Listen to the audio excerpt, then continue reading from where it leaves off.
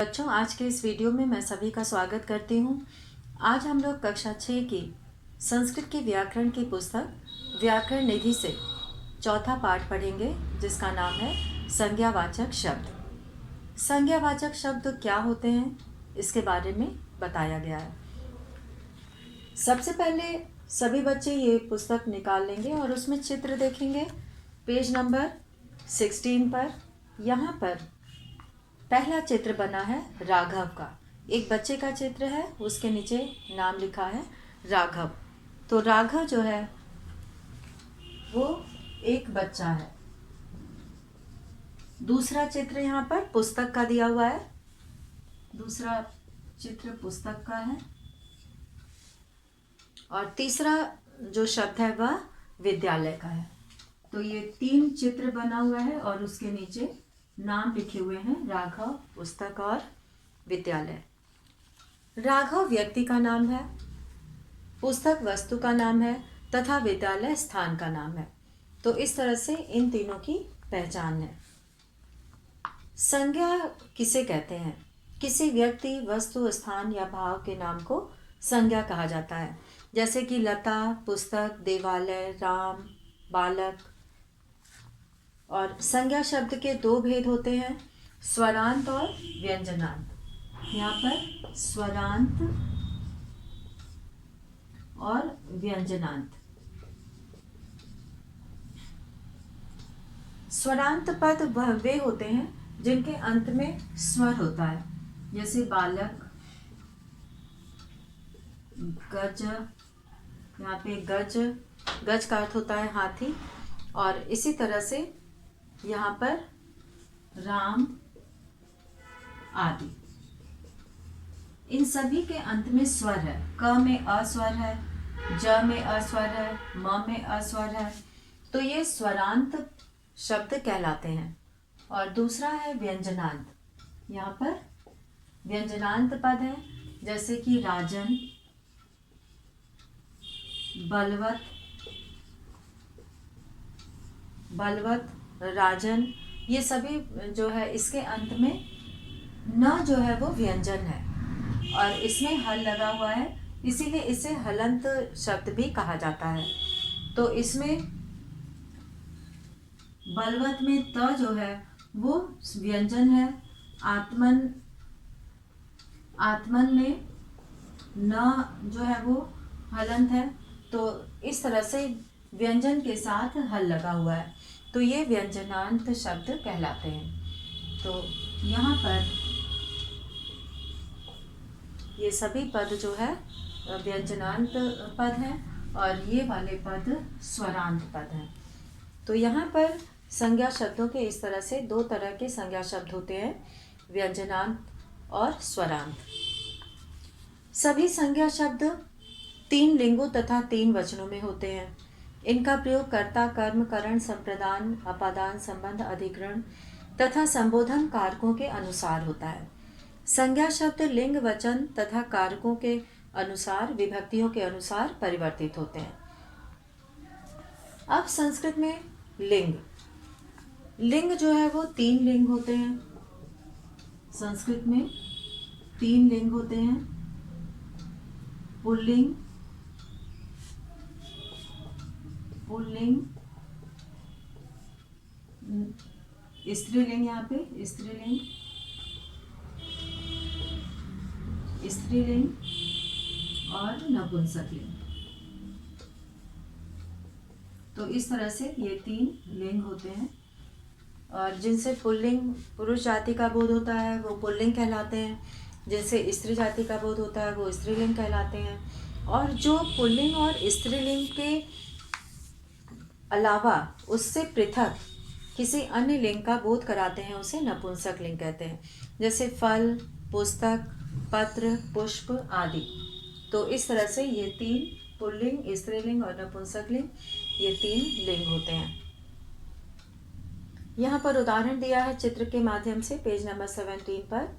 Pulling में बालकः, जो शब्द पुरुष जाति का सूचक हो वह पुल्लिंग कहलाता है, जैसे मोहन, राकेश, आकाश, मेघ आदि। बालक, गजः, अश्वः, ये जो है पुल्लिंग शब्द हैं। दूसरा है स्त्रीलिंग, जिससे स्त्री जाति के शब्दों का बोध हो, उसे स्त्रीलिंग कहते हैं, जैसे देवी, लता, रमा आदि। बालिका, अध्यापिका और अजा, यहाँ पर चित्र बना है इनका, ये स्त्रीलिंग के उदाहरण हैं।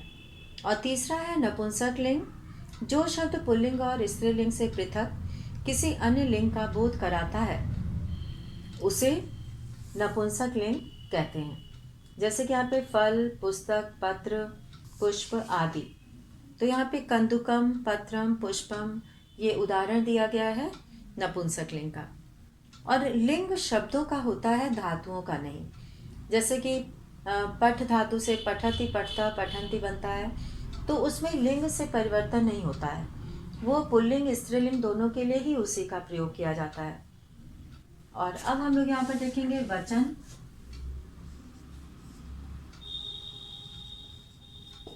वचन 3 होते हैं, एक वचन, द्विवचन और बहुवचन। तो इस तरह से यहाँ पे एक वचन, द्विवचन और बहुवचन, यहाँ पर लिंग 3 लिंग होते हैं। और एक यहाँ पे एकः गजः, द्वौ गजौ, त्रयः गजाः, एक हाथी, एक हाथी, द्वौ गजौ मतलब 2 हाथी, त्रयः गजाः मतलब 3 हाथी। तो एकः, द्वौ तथा त्रयः शब्द हाथियों की संख्या की ओर संकेत करते हैं। तो वचन जो है वो संज्ञा, सर्वनाम आदि की संख्या बताने वाले तत्व को वचन कहते हैं, जिससे कि हमें इसकी संख्या का पता चले। और वचन के भेद, वचन संस्कृत में वचन के 3 भेद हैं। और एक वचन शब्द के जिस रूप से किसी प्राणी या वस्तु के एक होने का बोध होता है, उसमें एक वचन होता है, उसे एक वचन कहते हैं। जैसे वानरः, बालकः, एक बालक, एक बंदर, ये एक वचन में प्रयोग हुआ है आदि। और द्विवचन शब्द के जिस रूप से किसी वस्तु या प्राणी के 2 होने का बोध हो, उसे द्विवचन कहते हैं। जैसे वानरौ, बालकौ आदि। और बहुवचन जो है वो बहुवचन में जो है 2 या 2 से अधिक की संख्या का, 2 या 2 से अधिक की संख्या का जो बोध होता है उसे बहुवचन कहते हैं। तो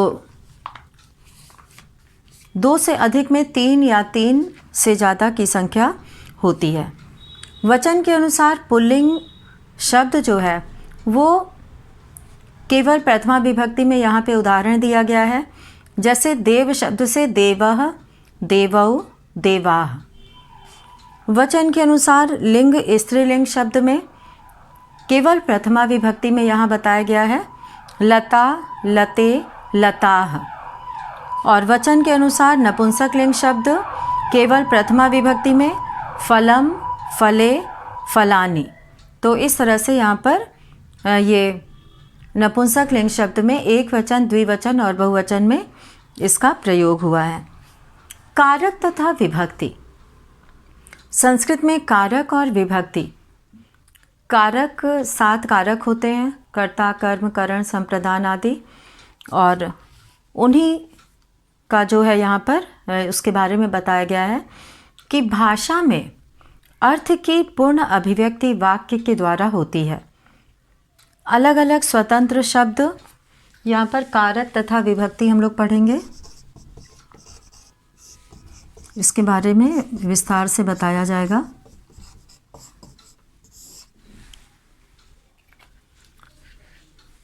तो भाषा में अर्थ की पूर्ण अभिव्यक्ति वाक्य के द्वारा होती है। अलग अलग स्वतंत्र शब्द वक्ता का अभिप्राय स्पष्ट नहीं कर पाते।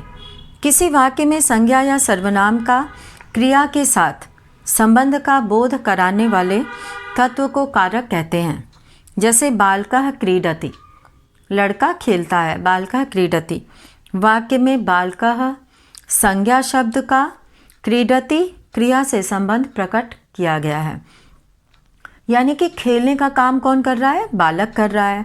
तो बालक कर्ता हो गया और खेलना जो है वो क्रिया हो गई। तो बालक का जो है क्रीडति क्रिया से संबंध दिखाया गया है कि बालक खेलता है। और कारक विभक्ति, अब विभक्ति क्या है? कर्ता आदि कारकों को जिन चिन्हों द्वारा प्रकट किया जाता है, जैसे हिंदी में कर्ता, ने, को, के, लिए, से, ये कारक चिन्ह होते हैं। तो कर्ता आदि कारकों को जिन चिन्हों के द्वारा प्रकट किया जाता है उन्हें विभक्ति कहते हैं। संस्कृत भाषा में विभक्तियाँ शब्दों के साथ जुड़कर प्रयुक्त होती हैं, पृथक रूप से नहीं। अब यहाँ पर कारक एवं विभक्ति तालिका दी गई है, तो इसको समझने के लिए इस तालिका को देखने से बहुत ही अच्छे से समझ में आ जाएगा। यहाँ पे कारक और कारक चिन्ह दिए गए हैं और विभक्ति दी गई है। कर्ता कारक, सबसे पहला कारक होता है कर्ता कारक और इसका कारक चिन्ह होता है ने और प्रथमा विभक्ति। संस्कृत में जो है वो अलग से कारक चिन्ह नहीं प्रयोग होता है, शब्दों में ही वो लगा रहता है, तो शब्दों में ही वो रहता है। कर्म कारक को द्वितीया विभक्ति होती है कर्म कारक में, और करण कारक का है से, के द्वारा तृतीया विभक्ति है। संप्रदान के लिए चतुर्थी विभक्ति है। अपादान से अलग होना पंचमी विभक्ति है, और संबंध का की के षष्ठी विभक्ति है। अधिकरण में पर सप्तमी विभक्ति है। संबोधन हे अरे ये संबोधन है, तो संबोधन होता है, हे अरे इसका कारक चिन्ह होता है। तो संस्कृत में संबंध को पूर्ण रूप से कारक नहीं माना जाता, क्योंकि एक संज्ञा शब्द का दूसरे संज्ञा शब्द से संबंध बताने के लिए इसका प्रयोग किया जाता है। जैसे राम का पुत्र या दशरथ का पुत्र राम, तो यहाँ पे संबंध बताया जा रहा है। तो संबोधन को भी पूर्ण रूप से कारक नहीं माना जाता है, क्योंकि इसका भी क्रिया से सीधा संबंध नहीं होता, परंतु शब्द रूप में संबंध व संबोधन के रूप दिए जाते हैं। अब यहाँ पर शब्द तथा पद में अंतर। शब्द तथा पद में अंतर, तो इसमें जो है जैसे कि बालक है, बालक शब्द है और बालका ये पद हो गया, ये शब्द हो गया और ये पद हो गया। तो जब इसमें विभक्ति लग गई, प्रथमा विभक्ति एक वचन में बालका रूप बना है, तो ये पद कहलाएगा, और जब केवल हम बालक लिखते हैं तो ये शब्द है। तो संस्कृत में इसी पद का ही प्रयोग किया जाता है वाक्य में। तो जब किसी शब्द में विभक्ति लगा दी जाती है तब वह पद बनता है। जैसे बालक एक शब्द है और बालकः पद, वाक्य रचना में पद का ही प्रयोग किया जाता है। अब यहाँ पर एक एक कारक और विभक्ति, उसमें कौन सी विभक्ति है और उसका प्रयोग कहाँ किया जाता है ये बताया गया है। तो कर्ता कारक प्रथमा विभक्ति, क्रिया को करने वाला कर्ता होता है। कर्ता में प्रथमा विभक्ति का प्रयोग होता है। जैसे रामः खादति, इस वाक्य में खाने की क्रिया राम कर रहा है, अतः राम में प्रथमा विभक्ति का प्रयोग हुआ है। कर्ता कारक का चिन्ह ने होता है, कर्ता ने। कर्म कारक द्वितीया विभक्ति होती है, इसका कारक चिन्ह होता है को। तो जिस पर क्रिया का फल पड़े उसे कर्म कहते हैं। कर्म में द्वितीया विभक्ति का प्रयोग होता है। जैसे रामः दुग्धम पिबति, तो यहाँ पीने का जो कार्य हो रहा है उसका फल दूध पर पड़ रहा है, तो इस वाक्य में क्रिया का फल दुग्धम शब्द पर पड़ रहा है, अतः दुग्धम में द्वितीया विभक्ति का प्रयोग हुआ है। कर्म कारक का चिन्ह को है। करण कारक तृतीया विभक्ति, किसी कार्य की पूर्ति में जो साधन सहायक होता है उसे करण कहते हैं। करण में तृतीया विभक्ति का प्रयोग होता है। जैसे बालकः कलमेन लिखति, बालक कलम से लिखता है। इस वाक्य में बालक लिखने का कार्य कलम की सहायता से कर रहा है, अतः कलमेन में तृतीया विभक्ति का प्रयोग हुआ है। करण कारक का चिन्ह से के द्वारा है। और अब हम लोग आगे देखते हैं संप्रदान कारक। चतुर्थी विभक्ति होती है संप्रदान कारक में, जिसके लिए कोई कार्य किया जाए अथवा जिसे कोई वस्तु दी जाए, वहाँ संप्रदान कारक होता है। संप्रदान में चतुर्थी विभक्ति का प्रयोग होता है, जैसे नृपः भिक्षुकाय धनम यच्छति। इस वाक्य में भिक्षुक को धन दिया जा रहा है, अतः भिक्षुक में चतुर्थी विभक्ति का प्रयोग हुआ है। संप्रदान का चिन्ह जो है वो के लिए है। पांचवा है अपादान कारक। अपादान कारक पंचमी विभक्ति, जिससे कोई वस्तु अलग हो अथवा जिसे भय, लज्जा या उत्पत्ति आदि हो, उसे अपादान कहते हैं। अपादान में पंचमी विभक्ति का प्रयोग होता है, जैसे बालकः विद्यालयात् आगच्छति। इस वाक्य में बालक विद्यालय से अलग हो रहा है, अतः विद्यालय में पंचमी विभक्ति का प्रयोग किया गया है। अपादान का चिन्ह से अलग होना है, से होता है और वो अलग होने के अर्थ में होता है। अब है छठा संबंध कारक, षष्ठी विभक्ति। दो व्यक्तियों अथवा वस्तुओं के परस्पर संबंध को ही संबंध के अंतर्गत स्वीकार किया जाता है। संबंध में षष्ठी विभक्ति का प्रयोग करते हैं, जैसे रामः दशरथस्य पुत्रः आसीत्। यहाँ दशरथ का संबंध उनके पुत्र राम से है, अतः दशरथ में षष्ठी विभक्ति का प्रयोग हुआ है। संबंध का चिन्ह का, की, के हैं, तो का, की, के जो है इसका कारक चिन्ह होता है। और अधिकरण कारक में सप्तमी विभक्ति का प्रयोग होता है। क्रिया के आधार को अधिकरण कहते हैं, अर्थात जहाँ कोई पदार्थ रखा जाए उसे अधिकरण कहते हैं, जो आधार होता है। जैसे वृक्षे काकः तिष्ठति, पेड़ पर कौवा बैठा है, तो इस वाक्य में तिष्ठति क्रिया का आधार क्या है? पेड़ है, अतः वृक्ष में सप्तमी विभक्ति है। अधिकरण का चिन्ह में पर होता है। अब है संबोधन, तो जिससे किसी को पुकारने का भाव सूचित हो उसे संबोधन कहते हैं। जैसे हे विनोद त्वं किम पठसि। इस वाक्य में विनोद को पुकारा गया है, अतः विनोद में संबोधन का प्रयोग हुआ है। संबोधन का चिन्ह हे, अरे है। इसके बाद अभ्यास के लिए यहाँ पर उदाहरण के लिए कुछ प्रमुख संज्ञा शब्दों के रूप दिए गए हैं। देव शब्द का रूप दिया गया है और उसका प्रयोग बताया गया है कि किस तरह से इसका प्रयोग किस अर्थ में होता है। तो एक का प्रयोग, जहाँ पर एक वचन होता है वहाँ एक का प्रयोग करते हैं, जहाँ द्विवचन दो होते हैं वहाँ पे द्विवचन का, जहाँ तीन या तीन से ज़्यादा होते हैं वहाँ बहुवचन का प्रयोग किया जाता है। देवः, देवौ, देवाः कर्म में द्वितीय विभक्ति में हो गया।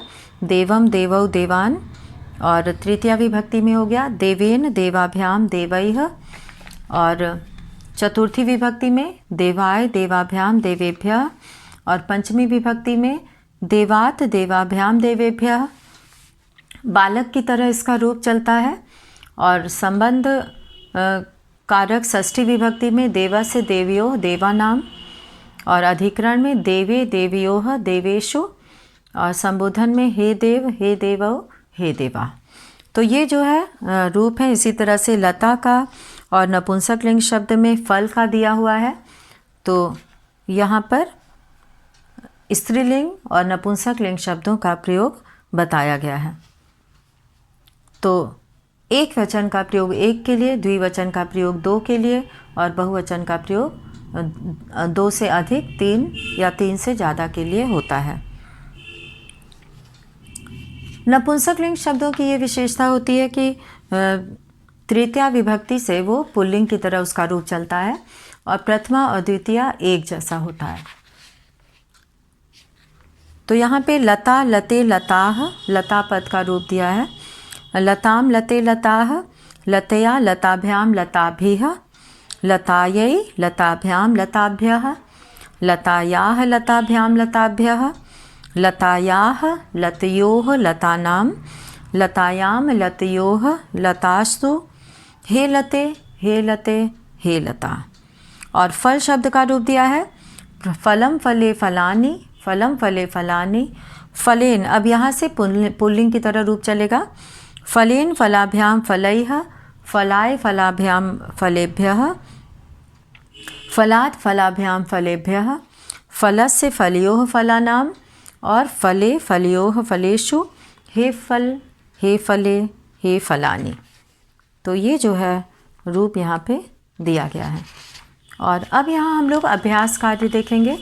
देखते हैं इसमें क्या पद दिया हुआ है। तो यहाँ पे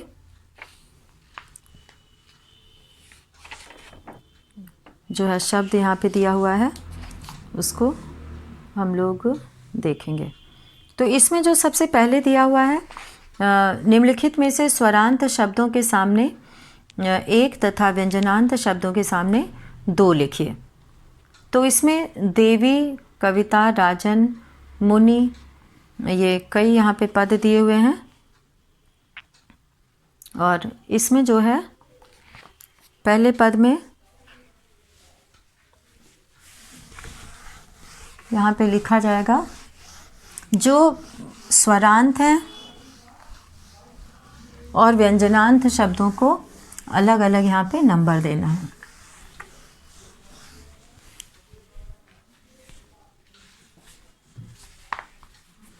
तो उत्तर 1 में जैसे कि देवी लिखा है तो देवी के आगे 1 नंबर, और उसके बाद फिर कविता, कविता जो है वो आकारांत स्त्रीलिंग है तो 1 लिखेंगे। राजन ये व्यंजनांत पद है तो 2 लिखेंगे। मुनि इकारांत है तो 1 लिखेंगे। यहाँ पर मुनि इकारांत है तो 1 लिखेंगे। और मुनि के बाद है वारी, वारी में भी 1 हो जाएगा। चंद्रमस तो ये सकारांत है, इसमें 2 पुस्तक फल।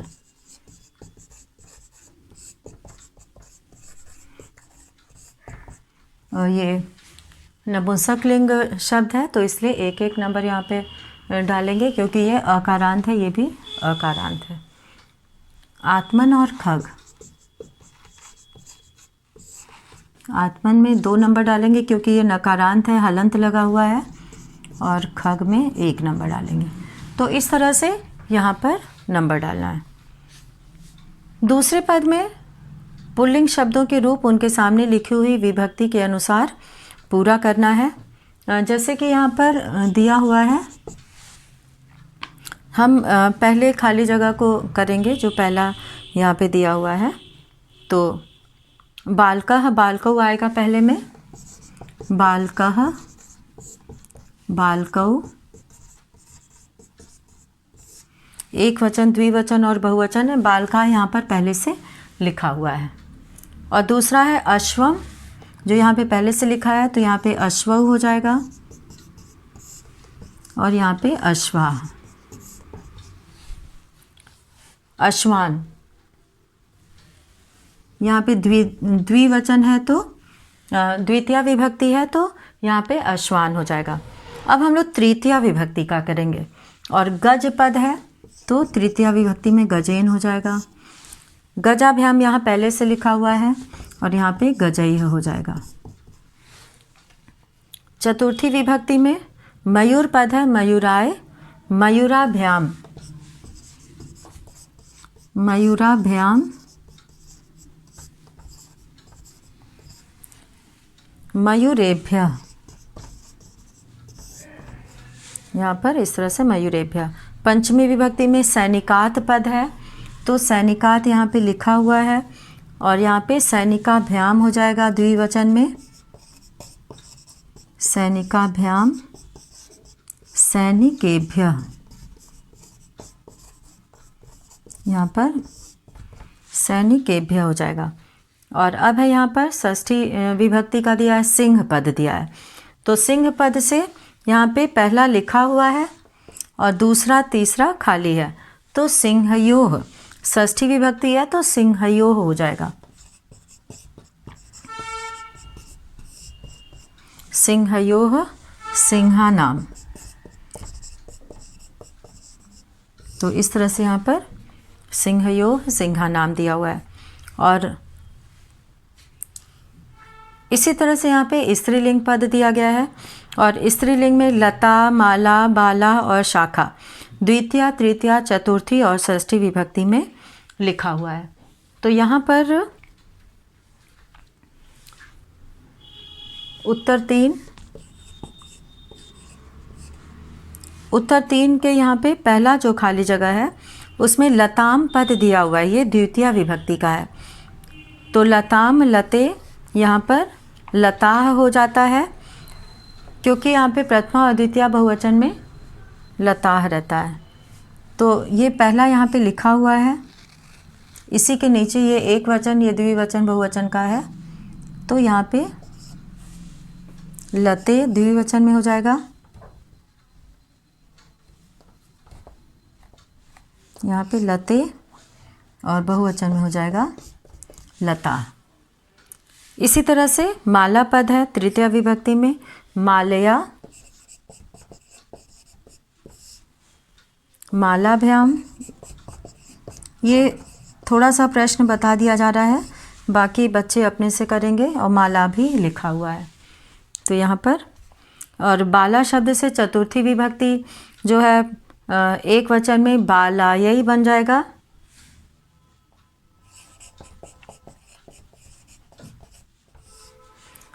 बाला यही, बालाभ्याम लिखा है, यहाँ पर हो जाएगा बालाभ्य। बालिकाभ्य होता है तो बालाभ्य। और अब है इसके बाद शाखा शब्द से शाखयोः शाखासु, शाखयोः शाखासु। तो इस तरह से यहाँ पर रूप बना है। और इसी तरह से यहाँ पे जो है फल पद का और पुस्तक, कमल और भवन, इन सब का एक वचन, द्विवचन और बहुवचन में रूप बनेगा। ये पाठ के आधार पर इसे पूरा करना है। तो ये प्रश्न चौथा, पाँचवा, छठा, सातवां और आठवां ये समझा दिया जा रहा है, इसे बच्चे खुद से अपनी किताब में भरेंगे। तो यहाँ पर चौथा प्रश्न किस तरह से करना है, इसमें ये लिखा है कि निम्नलिखित नपुंसक लिंग शब्दों के रूप उनके सामने लिखी हुई विभक्ति के अनुसार पूरे कीजिए। तो यहाँ पर फल पद से द्वितीय विभक्ति में बनेगा फलम, फले, फलानी। और पुस्तक से बनेगा पुस्तकात् पंचमी विभक्ति में, पुस्तकात्, पुस्तकाभ्याम, पुस्तकेभ्यः। कमल से बनेगा षष्ठी विभक्ति में कमलस्य, कमलयोः, कमलानाम। कमलस्य आएगा खाली जगह में और कमला नाम आएगा बहुवचन में। और भवन शब्द से आएगा भवने, भवनयोः, भवनेषु। तो ये यहाँ पर नपुंसक लिंग शब्द का रूप बनेगा। तो अब यहाँ पे जो अगला पांचवा प्रश्न दिया है, तो पांचवें प्रश्न में लिंग के अनुसार शब्दों को पृथक पृथक कीजिए। तो इसमें सभी शब्द का अर्थ बच्चे जानते हैं, तो इसे बहुत आसानी से चुना जा सकता है। बालकः पुल्लिंग शब्द है, लता स्त्रीलिंग पद है, भवनम नपुंसक लिंग है, सूचिका स्त्रीलिंग है, गजः पुल्लिंग है, सैनिकः पुल्लिंग है। छठे प्रश्न में वचन के अनुसार पृथक पृथक कीजिए। उचित विकल्प पर सही का निशान चिन्ह लगाइए। तो बालकौ ये द्विवचन है तो द्विवचन पर निशान लगाना है। मयूराः बहुवचन है तो बहुवचन में निशान लगाना है। सैनिकौ द्विवचन है, सैनिकः, सैनिकौ, सैनिका होता है तो द्विवचन बिल्कुल सही है। लते ये द्विवचन है, लता, लते, लताः होता है द्विवचन।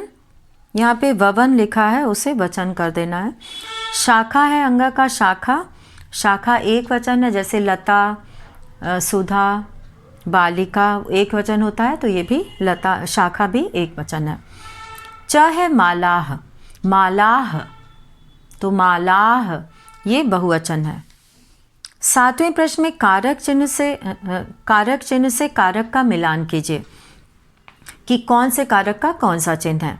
तो यहाँ पे पहला दिया है ने, तो कर्ता से मिलाएंगे कर्ता ने, को जो है वो कर्म से मिलाएंगे कर्म को, और का की के को संबंध से मिलाएंगे, संबंध का चिन्ह होता है का की के। अब है में पर, इसको अधिकरण से मिलाएंगे, अधिकरण कारक का चिन्ह होता है में पर, और से के द्वारा, यहाँ पे करण कारक है, करण कारक का चिन्ह होता है से के द्वारा, और यहाँ पे के लिए इसको संप्रदान से मिलाएंगे, संप्रदान का कारक चिन्ह होता है के लिए। और अब हे अरे ये संबोधन का चिन्ह है, और से अलग होना ये अपादान कारक का कारक चिन्ह है, से अलग होना। तो अलग होने के अर्थ में अपादान कारक का प्रयोग किया जाता है।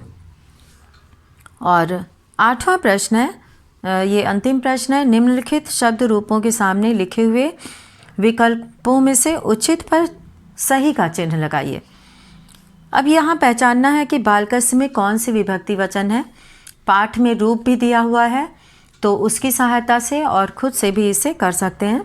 बालकस्य ये षष्ठी विभक्ति एक वचन है, लतायाम ये सप्तमी विभक्ति एक वचन है, पुष्पेशु सप्तमी विभक्ति बहुवचन, लतायाम जो है वो सप्तमी विभक्ति एक वचन में आता है, लतायाम लतयोः लतासु, और पुष्पेशु ये सप्तमी विभक्ति बहुवचन में आता है, अश्वौ अश्वः अश्वौ अश्वाः ये प्रथमा विभक्ति द्विवचन में आता है। तो इस तरह से हम लोगों ने आज पाठ 4 के बारे में पूरे विस्तार से पढ़ा और उसके अभ्यास प्रश्नों को समझा। तो इसी के साथ आज का ये वीडियो यहीं समाप्त करते हैं। धन्यवाद।